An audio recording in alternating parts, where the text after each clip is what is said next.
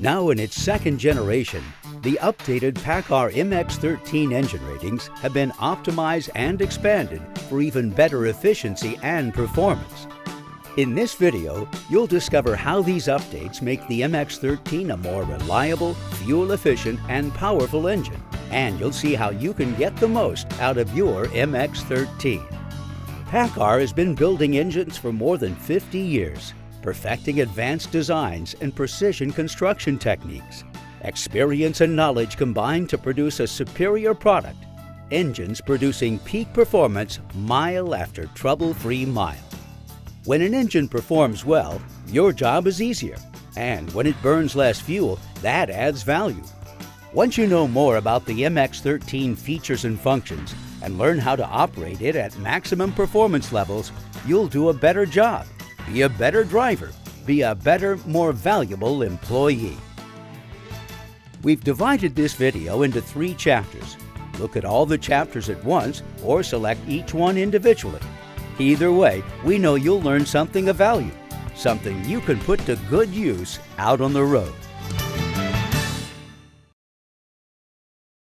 Simply stated, your job is to safely deliver your load on time, every time. You're also responsible to keep your vehicle running in top operating condition. To get the most out of your MX-13 engine, to maximize performance and extend its life, you need to perform a pre-trip inspection every day before you start driving. It doesn't take long to check oil and coolant levels, to check for hose leaks, belt wear, the air intake and exhaust pipe conditions, and the DEF tank. It's easily done. Just follow the guidelines in the operator's manual where the various maintenance steps and service intervals are clearly explained.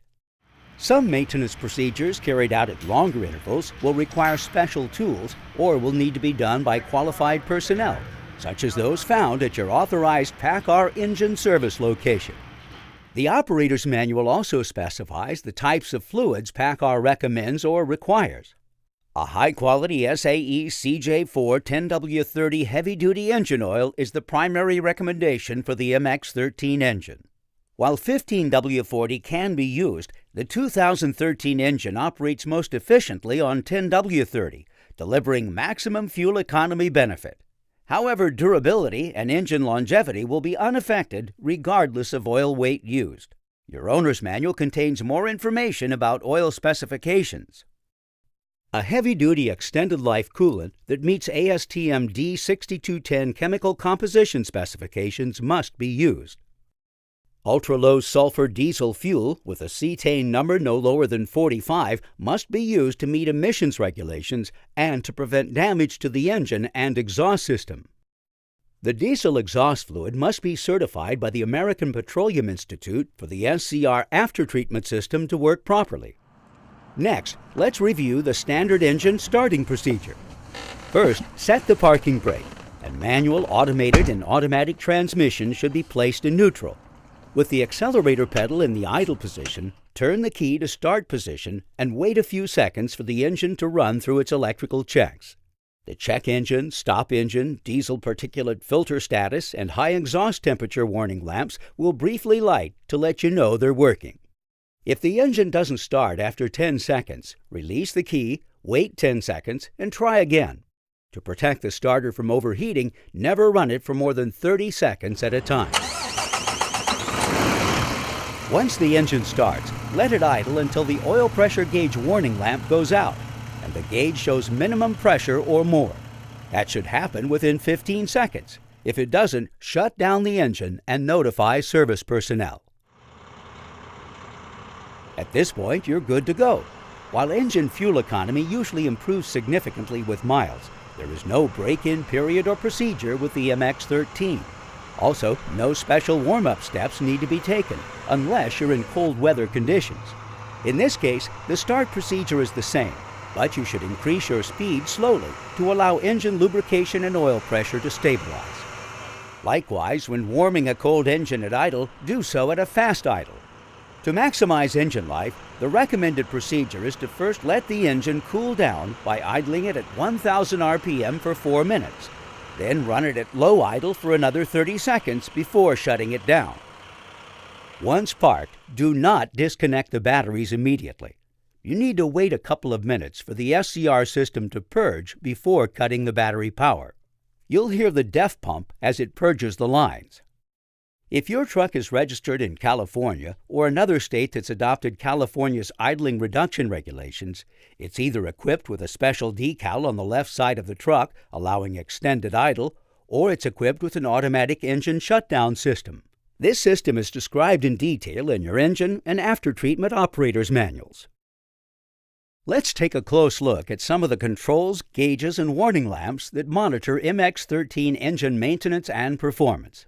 There's a DEF gauge, a regeneration switch, and diesel particulate filter and high exhaust system temperature warning lamps. They relate to the 2013 emission system and provide important information regarding safe and efficient operating procedures. Their use and functions are explained in the operator's manual, and we'll discuss them in greater detail in the 2013 emissions chapter. The cruise control switches are similar to those found in automobiles. One controls the on or off. The other is for set, resume, and coast functions. Cruise control can improve fuel economy by precisely monitoring the amount of fuel needed to maintain a set speed, so it should be used whenever possible. However, it should not be used in slippery conditions, in congested areas, on winding roads, or where braking will be necessary. Note that the cruise control can be left on while driving downhill if the engine brake is on. Engine speed will then be limited and fuel savings improve. The compression brake has two switches, one to turn the compression brake on or off, and next to it a 3-position switch that controls the amount of braking applied. The high position allows 100% braking, the medium position reduces braking to 66%, and the low position reduces compression braking to 33%. For example, when driving on dry and relatively flat surfaces, when maximum compression braking is not required, select the low or medium setting. When driving conditions require maximum engine braking, select the high position.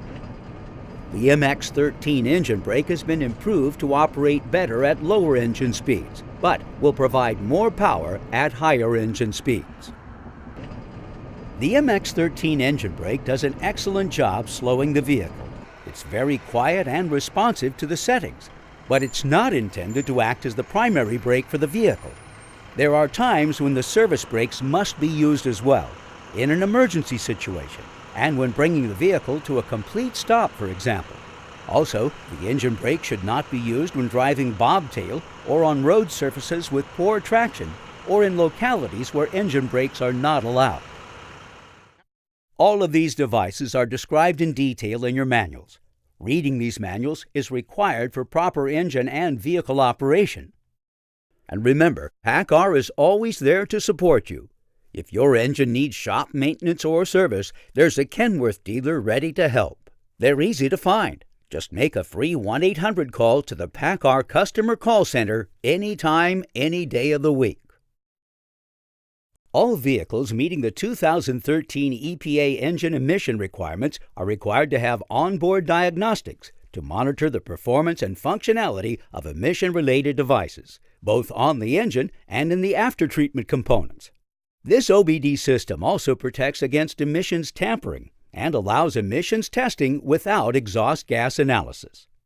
The brains of the OBD system lie within the engine control unit, which uses monitors to detect misfires, open circuits, and system and emissions performance. If a monitor detects abnormal system operation, the malfunction indicator light will appear. This light represents OBD faults only and indicates that an emission service is necessary. The OBD lamp does not directly cause engine derates, but it can appear in conjunction with the check engine light and/or the engine stop lamp. The check engine light can also appear by itself or in conjunction with the engine stop lamp. It indicates that an engine system problem has occurred and you should seek service as soon as possible. In many cases, such as with diesel particulate filter regeneration, an ignored check engine light can eventually progress into a stop engine lamp. The stop engine lamp indicates that a serious engine system problem exists and should be considered an emergency. In this case, you should stop the vehicle as safely as possible and turn off the engine.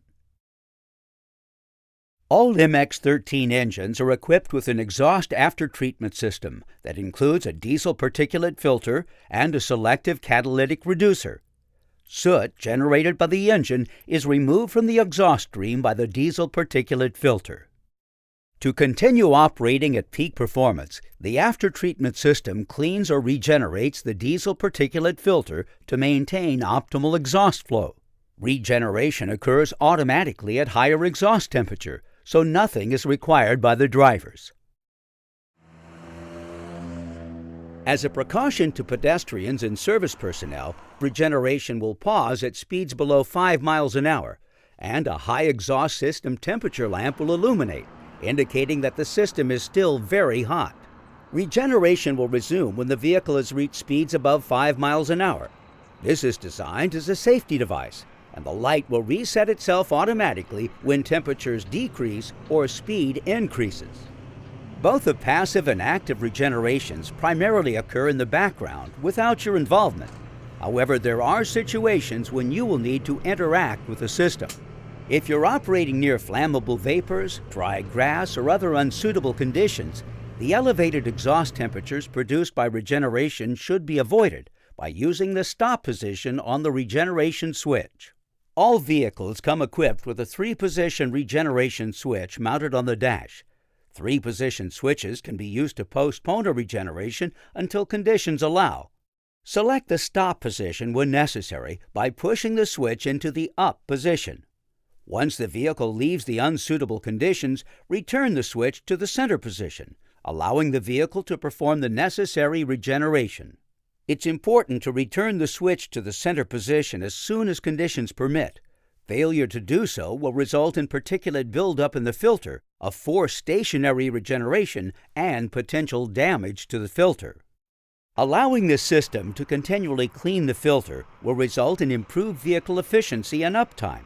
However, light-duty drive cycles and low exhaust temperatures can prevent the system from regenerating on its own. If that happens, you will see progressive indications telling you what actions to take to protect the aftertreatment system. The DPF warning notifications escalate through 4 warning levels before entering a final limp mode. It's important to know and understand these notifications and warnings and how to avoid them. It could mean the difference between a simple change in driving style or a trip to the dealer. At level 1, a continuously lit lamp in the gauge cluster will appear. At the second level, the lamp flashes once a second, reminding you that regeneration is needed. Driving conditions remain unsuitable for sufficient active and passive regeneration, and soot levels are continuing to rise. At the third level, the gauge warning lamp will flash once a second, and the check engine light will appear, indicating that the particulate filter is now full. This stage also initiates an engine derate, which can only be removed by pulling off the road and conducting a stationary regeneration. When the fourth level is reached, the stop engine lamp illuminates, indicating the soot level in the DPF is at full capacity. At this level, active and passive regeneration will not occur, and the vehicle will be limited to 5 miles per hour. You must stop the vehicle as soon and safely as possible and turn off the ignition. The truck will then need to be serviced to correct the problem. The DPF warning lamps, your response, and other critical information is described in detail in your after-treatment manual. Because issues of personal safety and potential damage to the vehicle are involved, it's important to read and understand these warnings, what they mean, and the actions you are required to take. At levels 1 through 3, a stationary regeneration will always return your vehicle to normal operating conditions. This regeneration will take 30 to 45 minutes and use up to 1/2 gallon of diesel, depending on the level of soot in the filter. However, there are steps you can take to avoid it, and the following driving style changes can help. Increasing vehicle speed and engine load can promote a passive or active regeneration. For example, alter your driving style or route to include constant vehicle speeds over 35 miles per hour for as long as possible, or until the warning lamp goes out, or temporarily operate at higher engine speeds until the lamp goes out.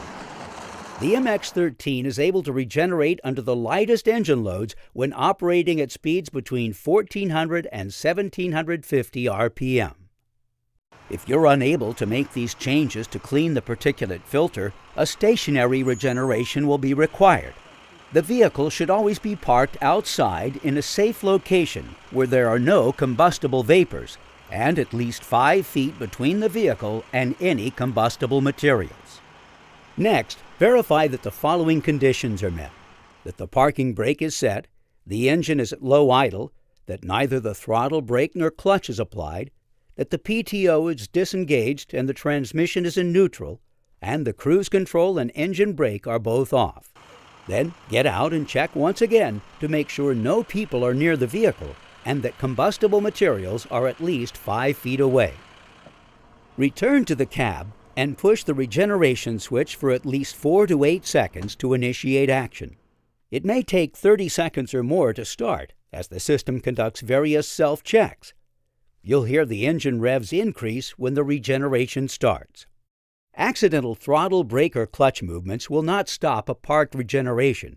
You can stop an automatic or parked regeneration if your vehicle is equipped with a 3-position switch. Because an automatic regeneration can occur at any time, the switch should be off any time the vehicle is parked in a potentially unsafe area or in a building, but not while you're driving. Again, we urge you to read and follow the instructions found in the After-Treatment Systems Manual. To further reduce emissions, MX-13 engine aftertreatment uses selective catalytic reduction, which injects diesel exhaust fluid or DEF into the exhaust gases upstream from the catalyst.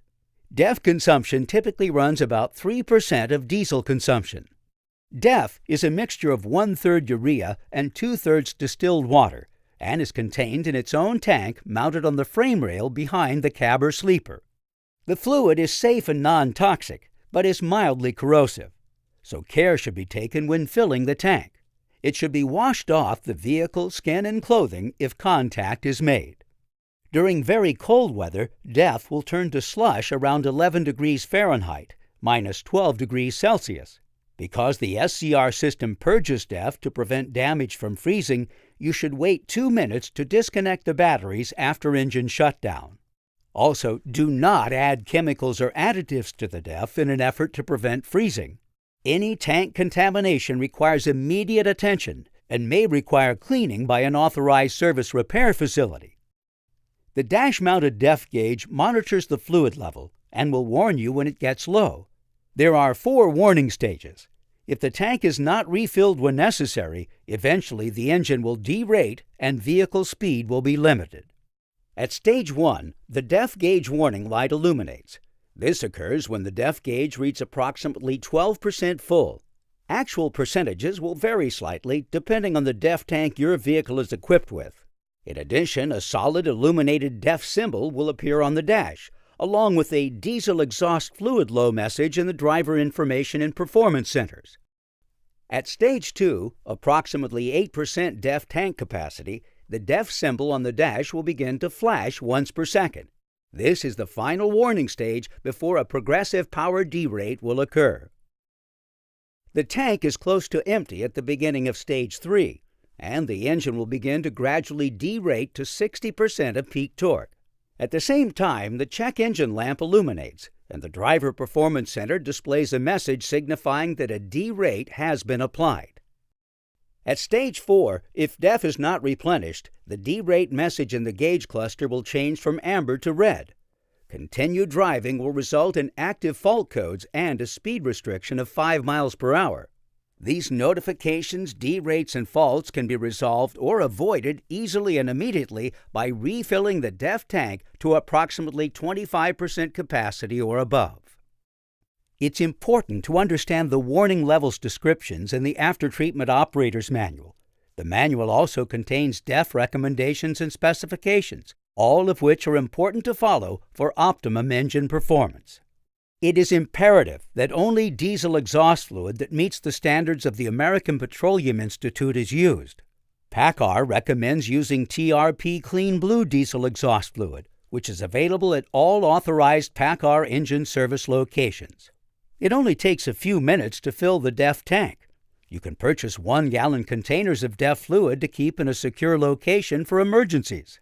However, if you do run low and there's no fluid readily available, you can always call PACCAR Customer Care to find the nearest resource.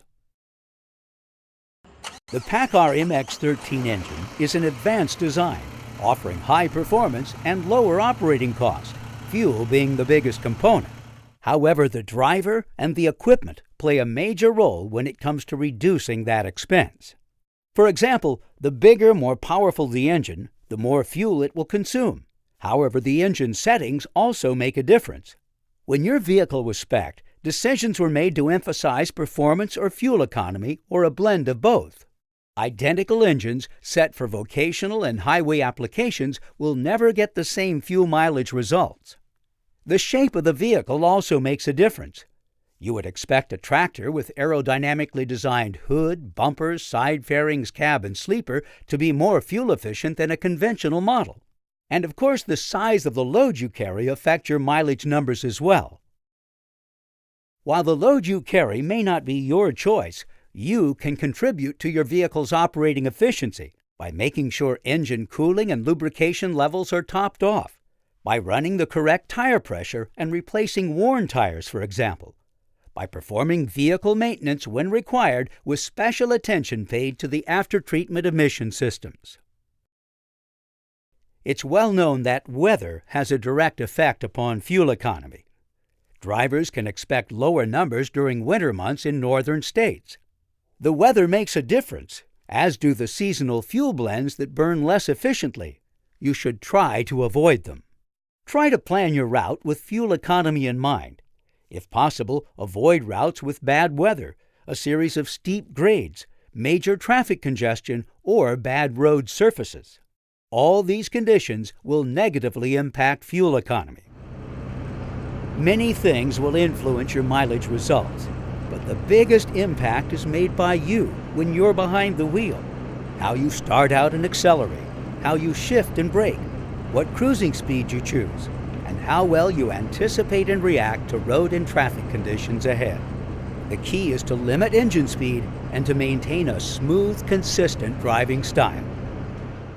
When you start out, accelerate gradually, not with the pedal on the floor. As you go up through the gears, limit engine speed by upshifting at the lowest RPM needed to pull to the next gear. Try to avoid engine speeds above 1500 RPM and don't bump the governor. The MX-13 engine progressive shifting option will encourage you to shift before reaching the engine-governed speed, thereby reducing fuel consumption and wear and tear on the drivetrain. Over time, the amount of additional fuel you'll save adds up, especially for regional haulers. If your truck is equipped with an automated or automatic transmission, just put it in drive, and decisions when to shift for best fuel economy are made for you. Once on the road, watch your speed. Every mile per hour over 55 reduces fuel economy by 1/10 of a mile per gallon, which adds up at the end of the year. And watch your RPMs. Avoid cruising at speeds over 1400 RPM and stay in top gear as much as possible. The MX-13 gear down protection option limits truck speed 1 gear down, which encourages drivers to stay in the top gears, thereby using less fuel. The important thing is to keep your RPMs in the sweet spot, defined by the engine performance curves. The 2013 MX-13 has increased torque output at lower engine speeds, which improves lug-back capability. Peak torque for the MX-13 now occurs between 1000 and 1400 RPM, giving it such excellent pulling power you'll rarely need to drop a gear on a hill. When climbing a hill, optimal fuel economy is achieved with the least number of downshifts and shortest climbing duration. The faster you get up the hill, the better. Vehicles running 80,000 pounds and above will most likely want a downshift at 1050 RPM, but lighter loads will find that you can lug the engine at or even below 1050 RPM and continue to maintain speed. Experience with other engines may tell you otherwise, but give the MX-13